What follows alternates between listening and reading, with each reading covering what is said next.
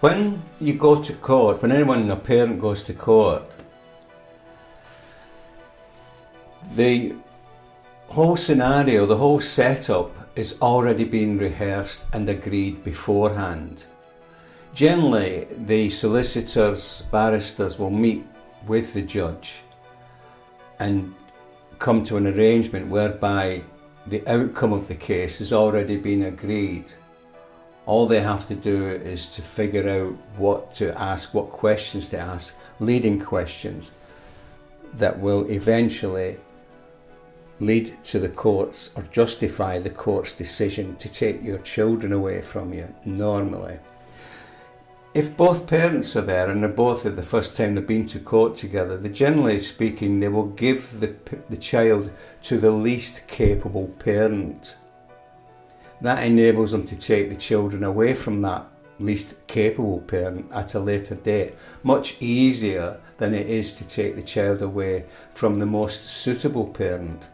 So the chances are, if the court case goes against you, it's because you are the most suitable parent.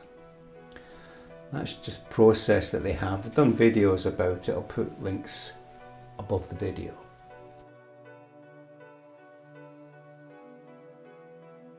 One of the things to look out for, the first thing to look out for, is to decide whether you are being questioned. Is it a question you're being asked, or is it an accusation? There's a big difference, and you should learn this.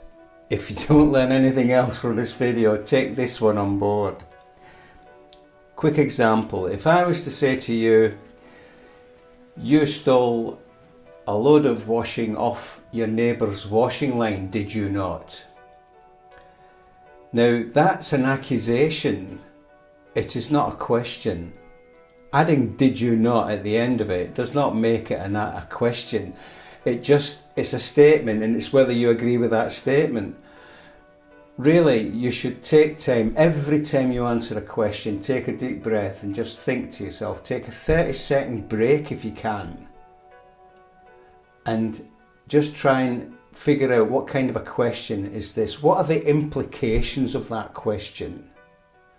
Then you've got a choice. You can actually say to the barrister, whoever is asking you, that is an accusation, it is not a question. You can also say, can you rephrase that into a question please?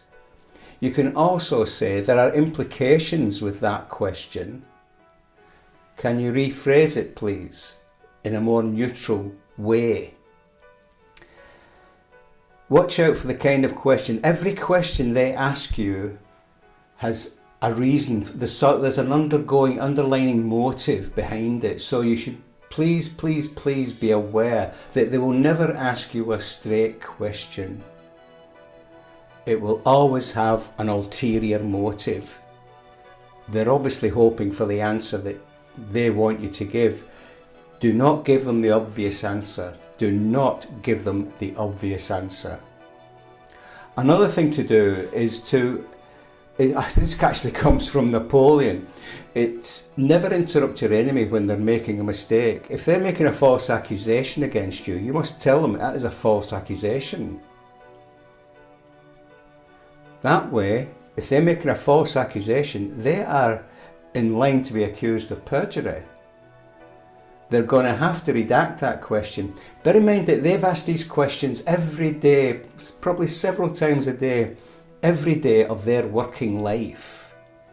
They're well rehearsed, they know them off by heart, and if you suddenly destabilise them by asking them to put the question into a different form, that really makes them sit back and think, I'm not going to push this person, because they're not a pushover. They are standing their ground and standing up for their rights to have a question formulated in a neutral fashion,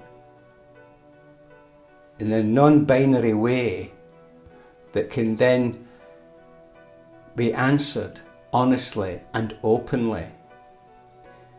If it gets on the nerves, you know you're making progress, you're doing the right thing. Don't give them an easy ride. Don't be a pushover.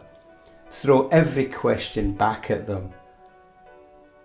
Very, very briefly though, just keep it short and sweet. You can say you do not like the implications of that question, and you are suggesting, in that question you are suggesting this, or you're suggesting what, then that's not true, that's simply not true.